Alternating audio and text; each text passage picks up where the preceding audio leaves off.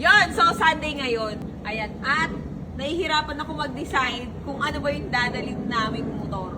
Kung ito bang empty. Tama mo. Ay, tama mo.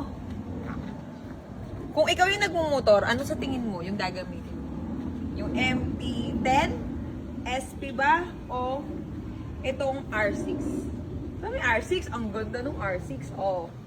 Nga pala, ito na yung bago kong R6 ngayon. Pinaano ko siya, pina-decals ko siya.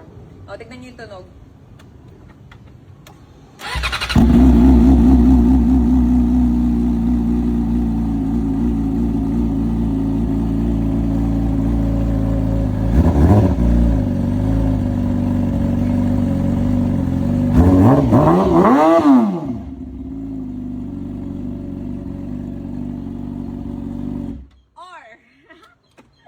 Or, ang init o itong empty.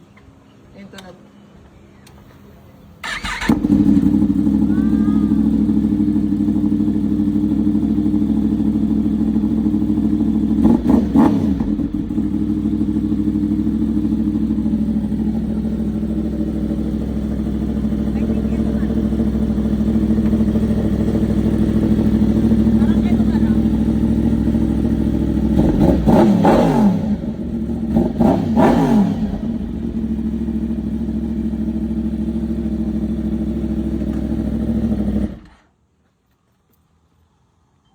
Ano? Yung R6?